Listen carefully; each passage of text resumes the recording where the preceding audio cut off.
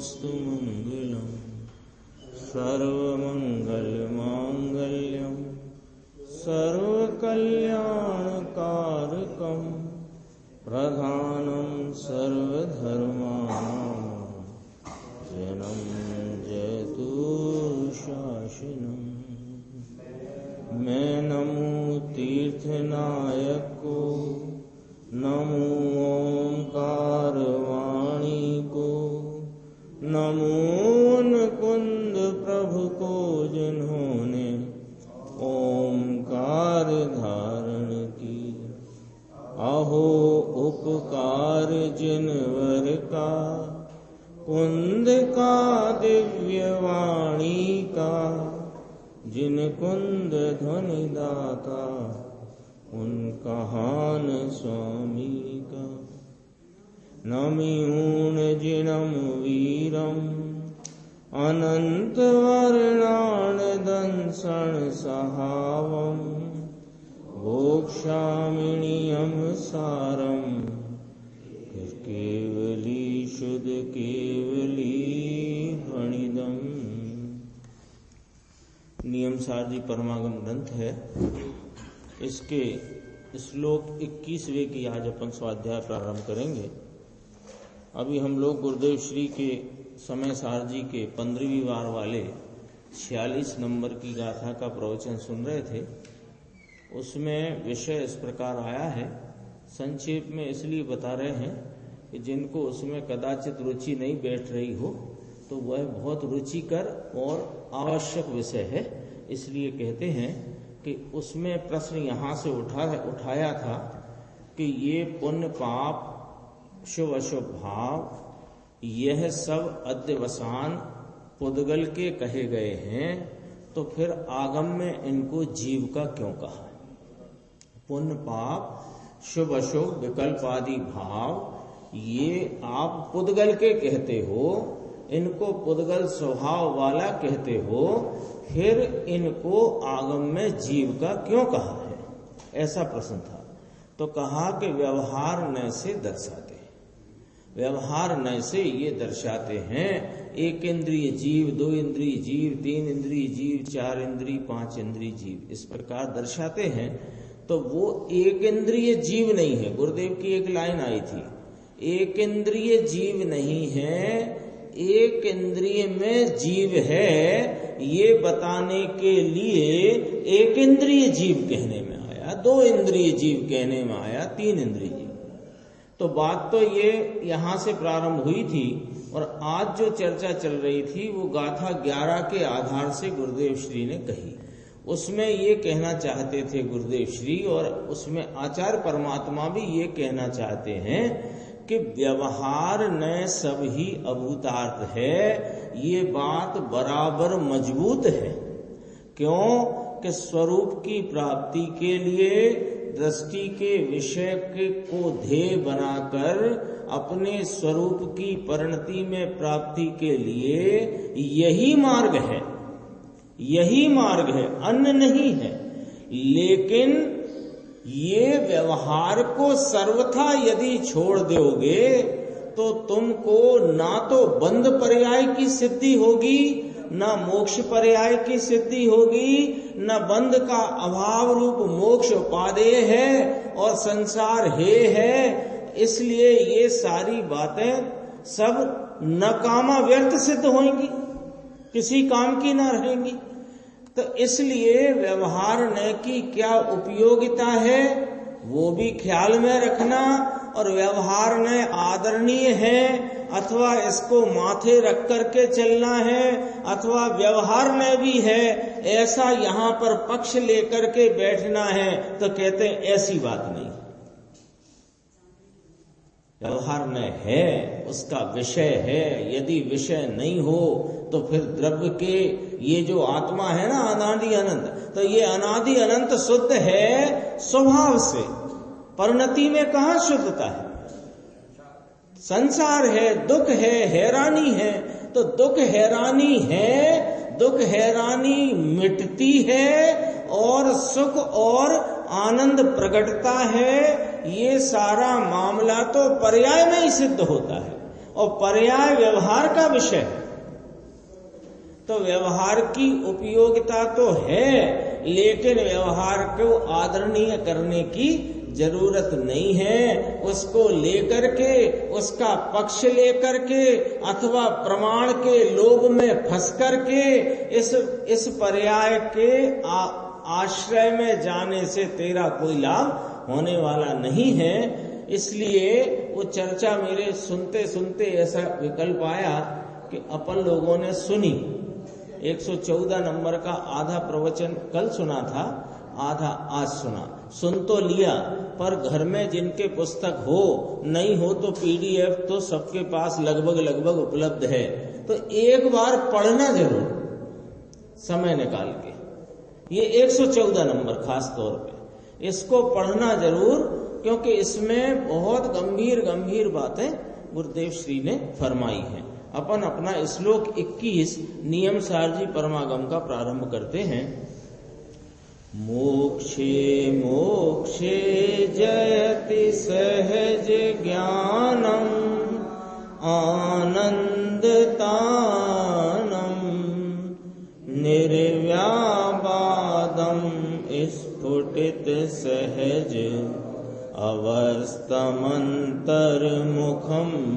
च लीनं स्वयस्मिन् सहज विलसि चित्त चमत्कार मात्रे स्वयस्य ज्योति प्रतिहत तमो वृत्ति नित्याभिरामम्। कहते हैं, किसका वर्णन करते हैं कि सहज ज्ञान इस आत्मा का वर्णन करते हैं। यहां अपन देखेंगे श्लोकार्थ में 4-4.25 लाइन है ना, तो 4.25 लाइन में उल्टे चलना जरा। ऐसा सहज ज्ञान संपूर्ण मोक्ष में जयवंत वर्तता है। उस सहज ज्ञान की, उस आत्म स्वभाव की यहां महिमा करते हैं। क्या कहते हैं कि आनंद में जिसका फैलाव है, सहज ज्ञान, ये सहज ज्ञान, ये आत्मा, मोक्ष तो इसकी स्वभाव की परिपूर्ण दशा का नाम है।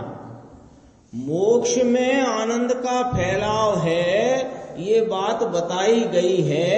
अरे ये स्वभाव के आनंद के फैलाव का विवरण है।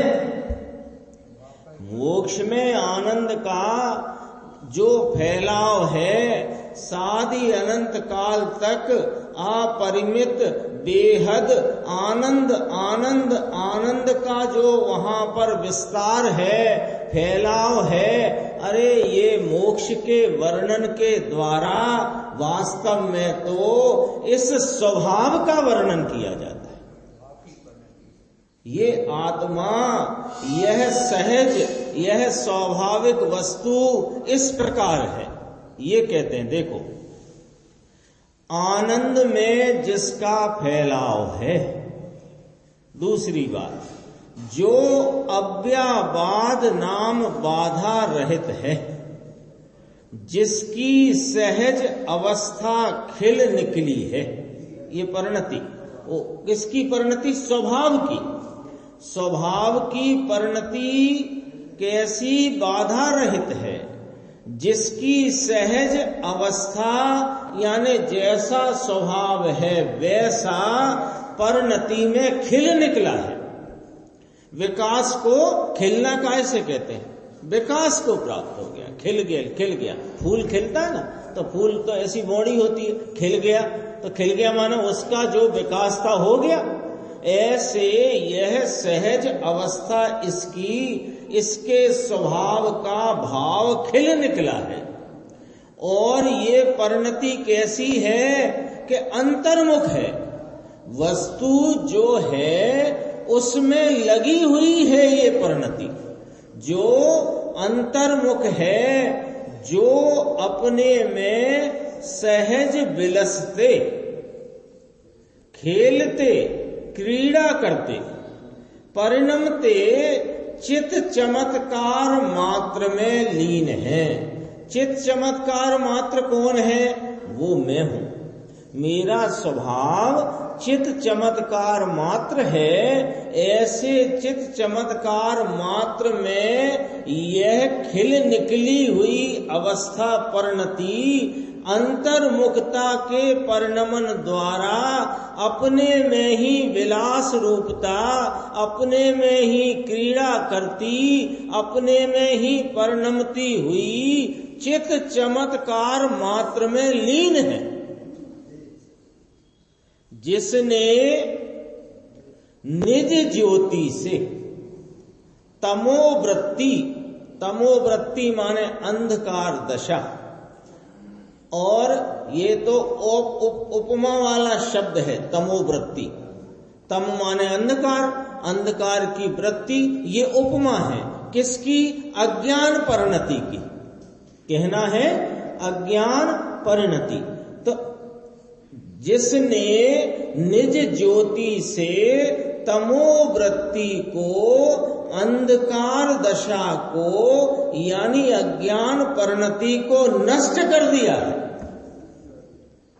और जो नित्य अभिराम, अभिराम का अर्थ होता है सुंदर, नित्य अभिराम सदा सुंदर है, ऐसा सहज ज्ञान संपूर्ण मोक्ष में जयवंत वर्तता है। ये आया कहां से मोक्ष में? मोक्ष तो दशा है ना, वो मोक्ष की दशा में आया कहां से?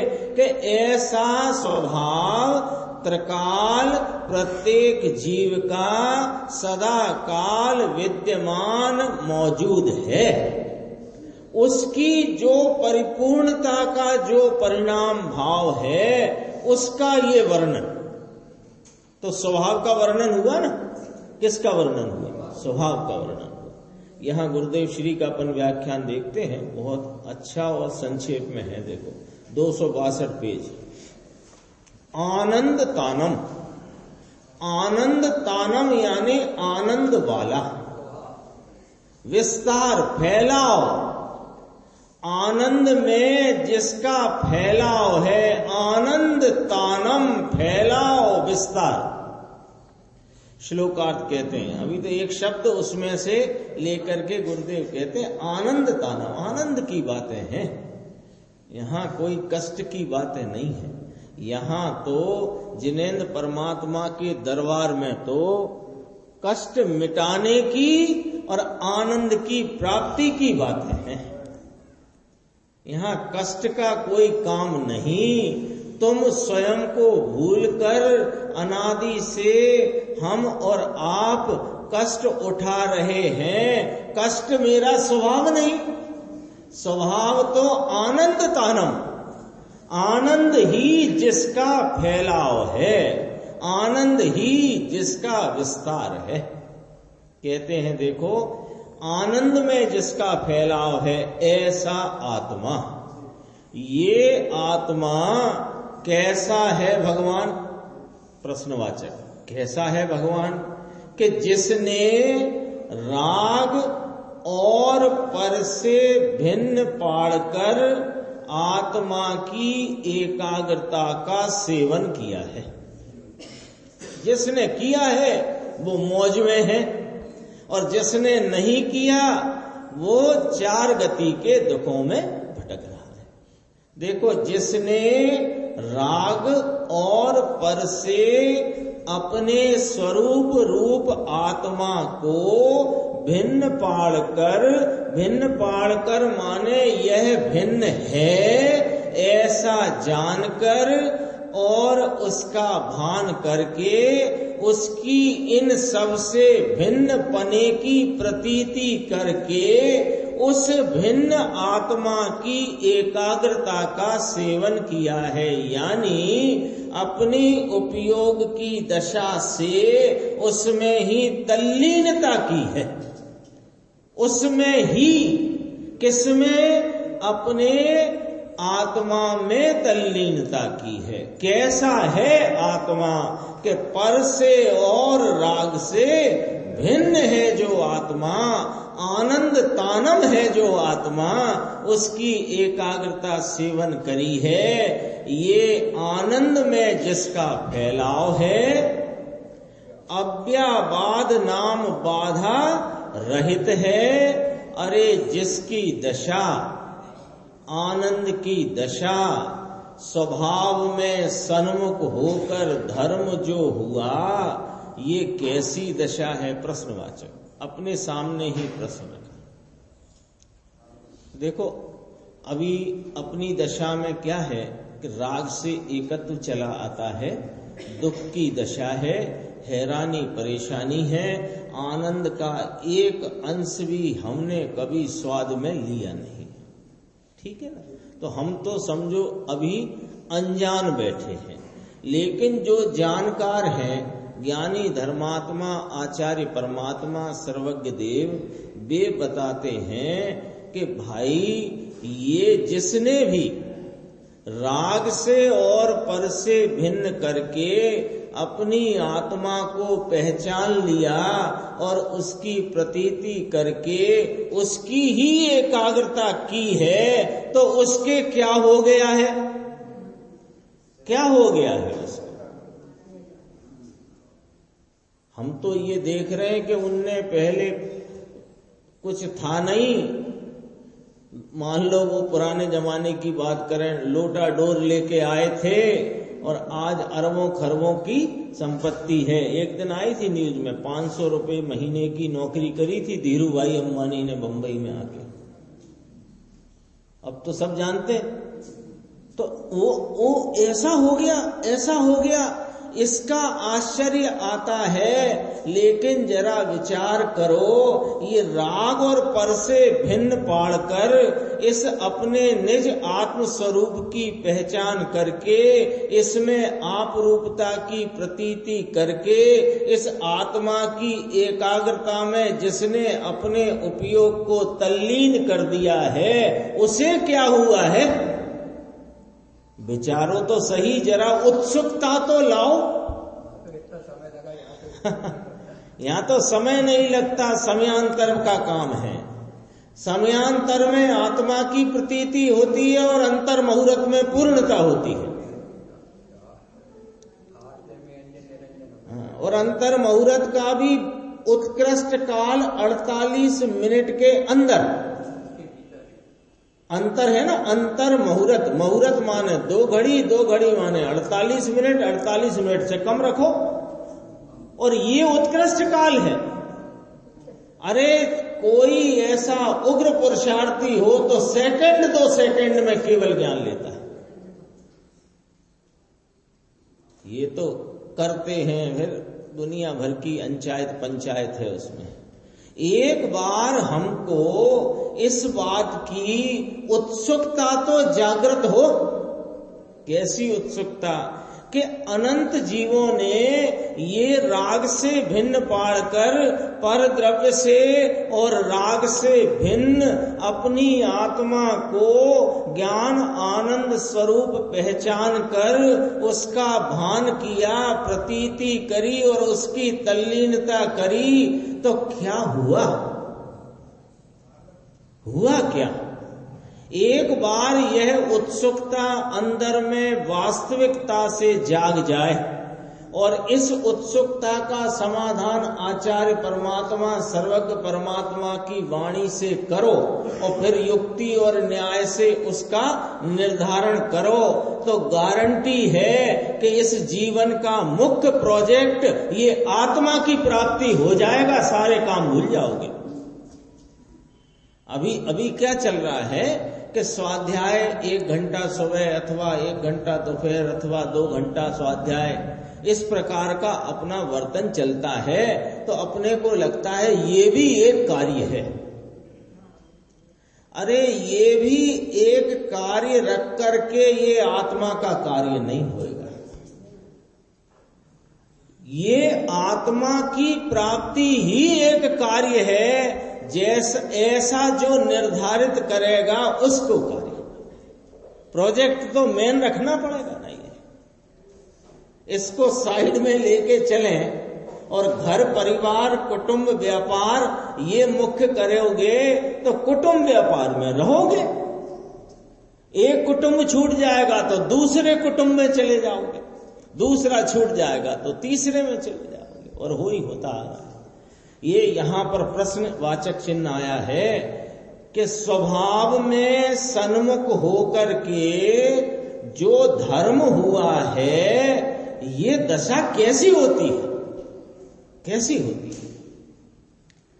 अरे आनंद का फैलाव है, बाधा रहित है ना। ये भी एक बहुत महत्वपूर्ण बिंदु है, बाधा रहित, है ना। कई बार ऐसा हो कि अपन जैसे परद्रव्यों के ऐसे समझो भोजन आदि के विषय में आनंद मानते हो, एक उदाहरण, तो उसमें भी बाधा आ जाती है,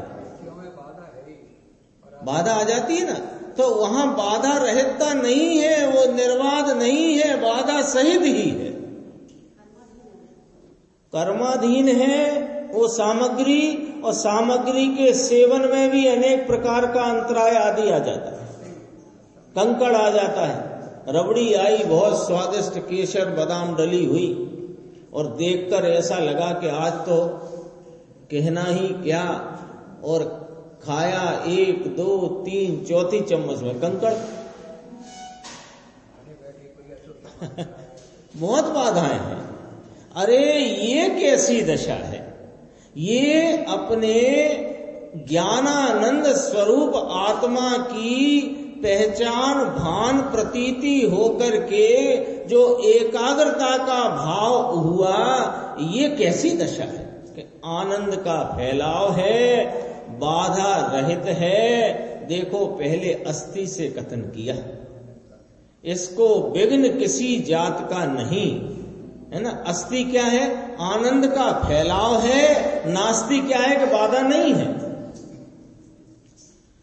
जिसकी सहज अवस्था खिल निकली है, दशा जिसकी अंदर शक्ति में थी, दशा खिली ना, कौन सी? आनंद में जिसका फैलाव है, बाधा है नहीं, ऐसी सहज अवस्था खिल निकली है। तो ये खिल निकली है कहां से? कमल का फूल है ऐसा, और वह खिल गया ऐसा, इतना बड़ा खिल गया। तो सूरज दादा ने खिलाया? अरे उसमें स्वयं उतनी खिलावट की शक्ति भाव मौजूद था, वो खिला है कि सूरज दादा घुस गए उसमें।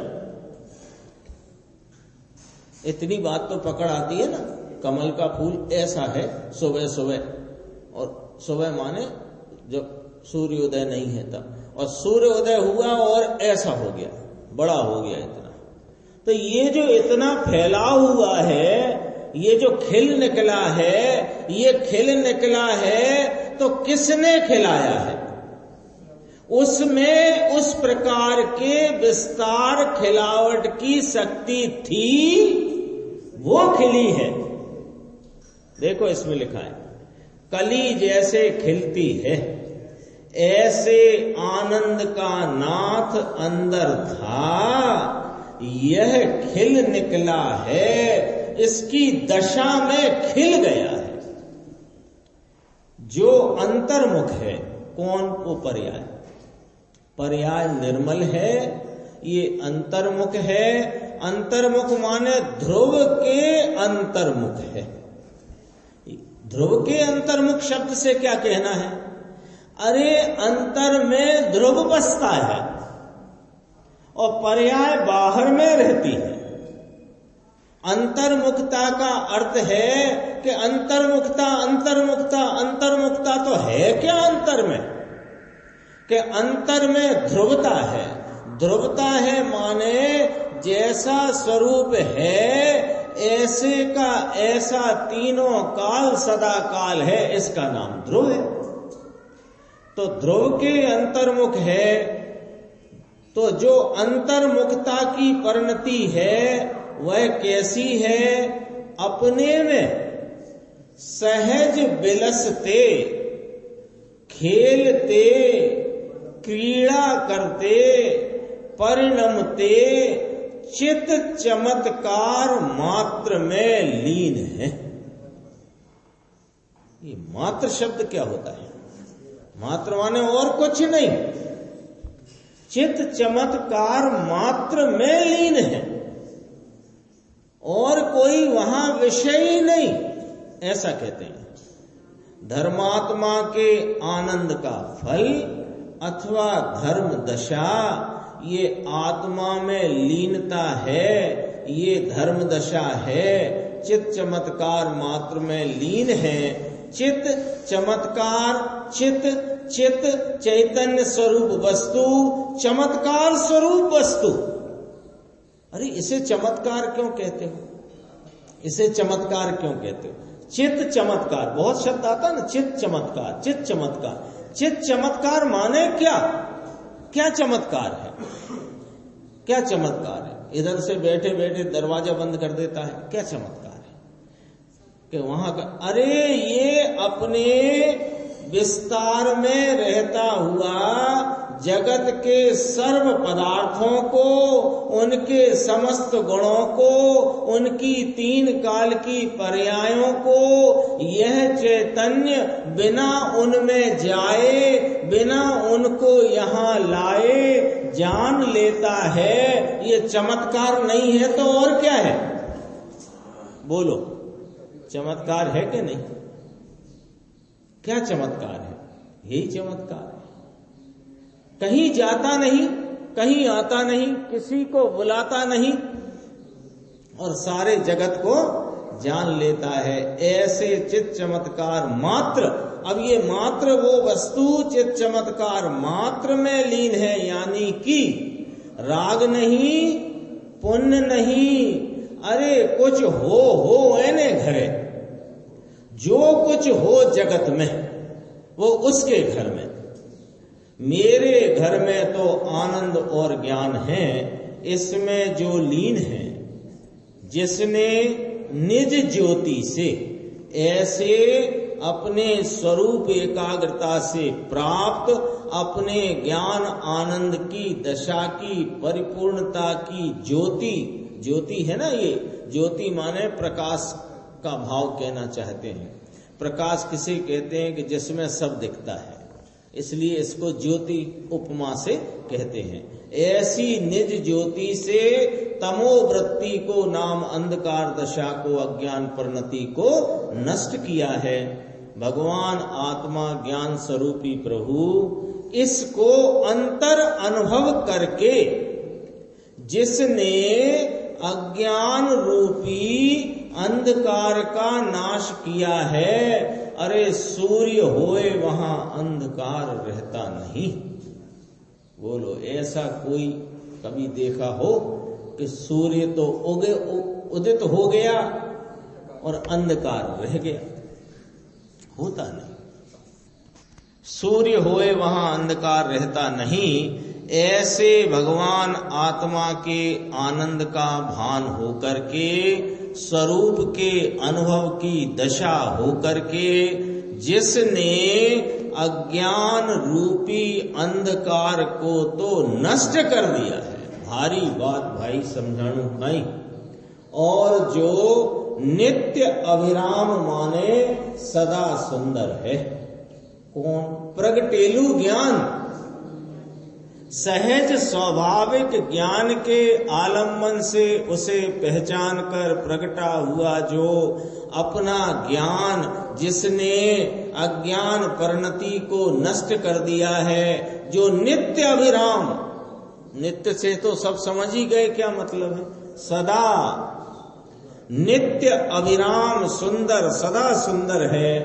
ऐसा सहज ज्ञान संपूर्ण मोक्ष में जयवंत वर्तता है। जिसने आत्मा के स्वभाव को पर से भिन्न पढ़कर भेद ज्ञान करके ठहरा है, अंतर्मुख दशा जिसकी हुई है, इसको ऐसी सहज ज्ञान दशा संपूर्ण मोक्ष में जयवंत वर्तती है। ये अंतर्मुख से हुआ, अंतर्मुख पर्याय का अंतर्मुख बना है।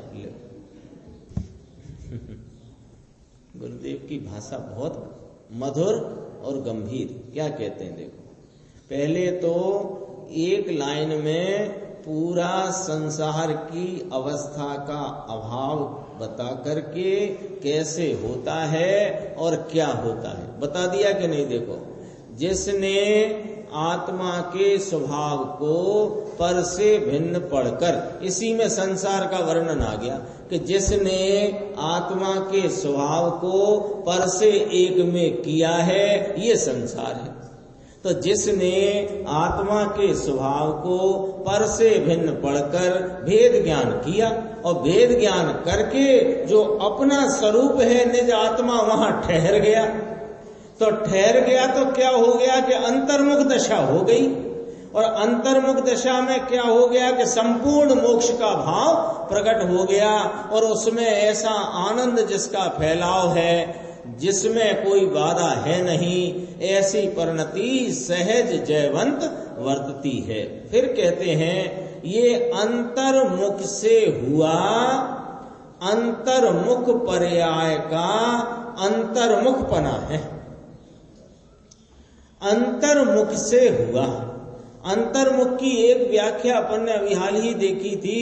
अंतर्मुख में क्या है कि ध्रुव, तो ध्रुवता में लगा हुआ जो परिणाम अंतर्मुख हुआ, तो वो ध्रुवता में लग करके जो पर्याय वर्तती है स्वरूप लीनता वाली, अंतर्मुखता वाली, उसमें क्या वर्तता है कि अंतर्मुखपना वर्तता है। कैसे कह दिया, क्या कह दिया। अंतर्मुख को अपन ने अभी देखा, अंतर्मुख माने क्या कि ध्रुव स्वरूप भगवान आत्मा, ये अंतर्मुख है, यही है ना अंतर्मुख। तो ये जो ध्रुव स्वरूप भगवान आत्मा जो 11वीं गाथा में कहा, अभी अपन सुन रहे थे 11वीं गाथा का विषय भूतार्थ, तो वो भूतार्थ तत्व यह निज भगवान आत्मा ये ध्रुव है।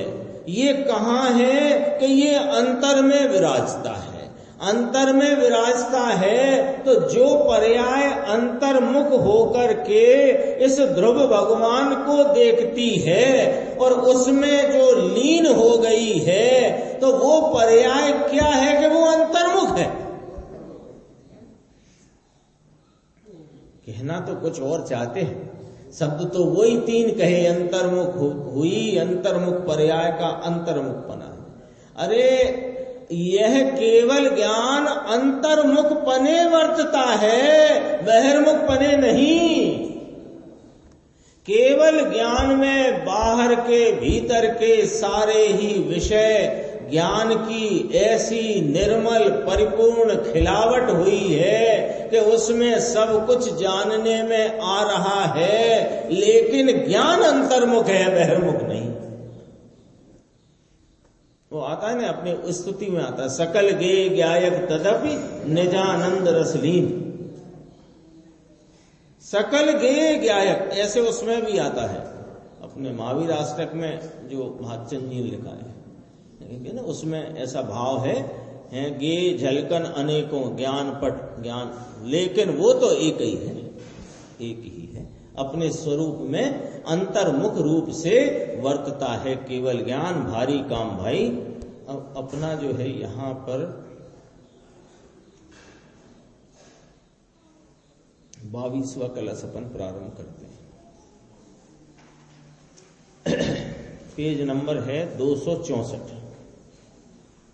सहज ज्ञान साम्राज्य सर्वस्वं शुद्ध चिन्मयम् ममात्मानमयं ज्ञात्वा निर्विकल्पो भवाव्ययम्। सहज ज्ञान रूपी साम्राज्य जिसका सर्वस्व है, ऐसा शुद्ध चैतन्यमय मेरा आत्मा, उसको जानकर मैं यह निर्विकल्प होता हूं। एक एक कलश मुनिराज पद प्रमलधारी देव ने बहुत ही कहना चाहिए सरस्वी और बहुत संक्षेप में गहन गंभीर भाव को कहते हुए रचित किए हैं। देखो, सहज ज्ञान रूपी साम्राज्य जिसका सर्वस्व है, किसका? इस स्वभाव का। ये मैं आत्मा त्रकाल स्वभाववान वस्तु, एक रूप रहा हुआ ध्रुव परम तत्व, सहज ज्ञान रूपी साम्राज्य जिसका सर्वस्व है। सर्वस्व का अर्थ समझ गए? सर्वस्वय, सर्वस्वय, सब कुछ ये मैं हूं। स्वय, स्वय माने अपना, सब कुछ मेरा अपना सब कुछ क्या है कि सहज ज्ञान, सहज माने स्वाभाविक ज्ञान रूपी साम्राज्य जिसका सर्वस्वय है, ऐसा शुद्ध चैतन्यमय मेरे आत्मा को जानकर मैं यह निर्विकल्प होता हूं। मुनिराज स्वयं कहते हैं मैं यह निर्विकल्प होता हूं। देखो 22वां छोटा श्लोक है, अपन देखते हैं। गुरुदेव का व्याख्यान 265 पेज पे, थोड़ा ही है, छोटा ही है ना श्लोक। आत्मा का सहज ज्ञान रूपी साम्राज्य मिल गया ना बीच में, 265। देखो, अनंत अनंत बेहद जिसका ज्ञान स्वभाव स्वाभाविक, ऐसे ऐसे अनंत गुण का राज, ये सर्वस्व आत्मा का स्वरूप राज है, इससे वह शोभित होता है। इससे शोभित है। राजे महाराजे होते हैं ना, कोई महाराजा की फलाने हैदराबाद के निजाम की चर्चा चली तो क्या है, अरे इनका साम्राज्य तो दक्षिण में यहां से लेकर और महाराष्ट्र में वहां तक और इधर से लेके बंगाल तक, ऐसे नहीं सुनाते? ऐसे ही सुनाते ना। तो यहां भी यही सुनाते हैं कि तेरा साम्राज्य कहां तक फैला है, कि यह अनंत अनंत, वहां तो सीमाएं लगी हैं बंगाल महाराष्ट्र की और दक्षिण की, वे ये तो बेहद अनंत अनंत बेहद जिसका ज्ञान स्वभाव स्वाभाविक, ऐसे एक किसकी कही? ज्ञान स्वभाव की बात। ऐसे ऐसे अनंत गुण, उनका राज माने ये इसका राज है और ये उसका राजा है। राजा कौन होता है? स्वामी। राजा स्वामी होता है ना। तो ये बेहद अनंत अनंत बेहद ज्ञान स्वभाव, अनंत अनंत बेहद दर्शन स्वभाव, अनंत अनंत बेहद आनंद स्वभाव, अनंत अनंत बेहद वीर्य स्वभाव, ऐसे अनंत अनंत बेहद अनंत गुणों का स्वामी राजा। यह जो कुछ कहा ये सर्वस्व आत्मा का राज है, उसका ये साम्राज्य है। यह आत्मा ऐसे ऐसे अनंत अनंत बेहद गुणों से शोभित है। लिखा है ना इसमें, इससे वह शोभता है। ऐसा शुद्ध चैतन्य मैं मेरे आत्मा को जानकर देखो, ऐसे शुद्ध चैतन्य मैं मेरे आत्मा को जानकर, यानी ऐसा आत्मा हूं ऐसा जानकर। अभी नहीं जान रहा था अनादि से। ये जिन्होंने लिखी है ना ये गाथाएं, और सर्वज्ञ परमात्मा स्वयं, और आचार्य कुंद भगवान स्वयं, मुनिराज पद्म ब्रह्मधारी स्वयं, पूज्य गुरुदेव श्री स्वयं, ये सब नहीं जानते थे कि ये आत्मा है। ये भी पहले राग को आत्मा मानते थे, शरीर को आत्मा मानते थे, लेकिन जब सर्वज्ञ के कहे हुए आत्मा के स्वरूप को जानकर जब यह जाना कि मैं तो शुद्ध चैतन्यमय आत्मा वस्तु हूं, ऐसा जाना, तो अब जान करके क्या किया कि जान लिया। अरे जान करके वो कहते हैं मैं निर्विकल्प होता हूं। इसमें लिखा है ना, आगे आएगी बात, देखो। ऐसा आत्मा हूं, ऐसा जानकर, कैसा जानकर कि ज्ञान से ऐसा भर चक छलो छल भरेला, लबालब दरिया जैसे उछले, ऐसे आत्मा ज्ञान और आनंद से लबालब भरा हुआ है। नजर डाले बिना ये नजर में पड़े ऐसा है नहीं। नजर तो डालना पड़ेगी। और अभी तक ये छुपा नहीं है, ये कहीं छुपा नहीं है, ये तो हाजरा हुजूर मौजूद विद्यमान तत्व है, लेकिन ये तेरी नजर में छुपा है, नजर नहीं जाती। तिनके की आड़ में पहाड़ छुप जाता है। क्यों कि निगाह तिनके पे है, पहाड़ पे नहीं।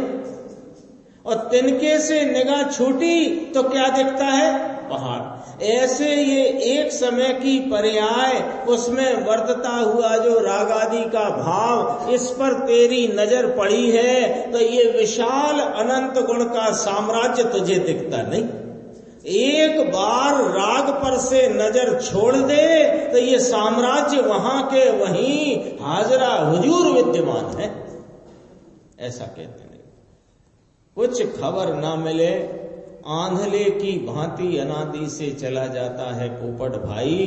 घर में भगवान विराजते हैं, ये घर में, ये देह देवल में, ये अपनी परिणति में, देह देवल जरा पर वस्तु है, अपनी वर्तमान परिणति में ये ध्रुव स्वरूप भगवान विराजते हैं। इसके सामने नहीं देखता और पर के सामने देखता है, इसलिए परेशान है।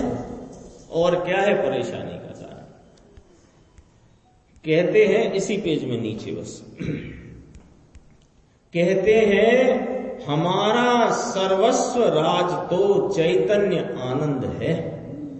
ऐसा शुद्ध चैतन्यमय मेरे आत्मा को देखो, ऐसा चैतन्य। क्या कहा? ऐसा चैतन्य। कितनी बार कहा? शुद्ध चैतन्य में कहा ना, अनंत अनंत गुण का साम्राज्य। वो सब बात जरा वजन में लेना है ना, वजन में लेना। चर्चा आई है ना, तो चर्चा में कहा वजन में, क्या क्या चीज वजन में ले, हाथ में रखो, क्या रखो, पीछे से बात देखो। सहज ज्ञान रूपी साम्राज्य जिसका अपन ने अभी वर्णन देखा था ना, अनंत ज्ञान, अनंत अनंत बेहद गुणों का साम्राज्य राज्य है। ऐसा यह चैतन्य, ऐसा चैतन्य, ये राग वाला, कर्म वाला, शरीर वाला नहीं। वो चल गई गाथा 46 नंबर की समय सार जी की। एक इंद्रिय क्यों कहा आगम में? अरे वो तो बताया है, ये इंद्रिय वाला नहीं, शरीर वाला नहीं, कर्म वाला नहीं, ज्ञानावरणादि वाला नहीं, दर्शन मोहिनी वाला नहीं, चारित्र मोहिनी वाला नहीं, अरे ये राग वाला नहीं, ये औदायिक भाव वाला नहीं, ये शुभ राग वाला नहीं, ये विचार मंथन के विचार के राग वाला नहीं। ऐसा शुद्ध चैतन्य में मेरे आत्मा को जानकर देखो, गुरुदेव श्री का दिशा निर्देश पहले जान करके ऐसा कहा है ना, लो क्या कहा है? पहले जान करके ऐसा कहा है। तुम अपनी मन मर्जी क्यों चलाते हो? जानते फानते कुछ हो नहीं। अरे उनने ऐसा किया, हम भी करेंगे, अरे वे भी डूबे, तुम भी डूबो। पहले जानकर ऐसा कहा, मैं यह निर्विकल्प होता हूं। जाने बिना कैसे होगा? तो जान करके कहा, पहले जानकर ऐसा कहा, मैं ये निर्विकल्प होता हूं, ये वस्तु ज्ञानमय है, आनंदमय है, ऐसा इसका ज्ञान करके मैं अब ठहरता हूं। विकल्प रहित होकर के निर्विकल्प होता हूं, इसका नाम धर्म है। कहो समझ में आया? बात तो बड़ी लगे, मोटी लगे। भीखा भाई, ये बात तो तेरे घर की बड़े में बड़ी बात यही है, बड़े में बड़ी बात। क्या करे, राका होकर के चार गति में भटकता है। ये कलश कहा 22वां कलश। अब इसके बाद 11-12 गाथा की ये कलश आए, 18, 19, 20, 21 ये हुए ना। अब गाथा नंबर 13 अपनी आगे की स्वाध्याय में चले।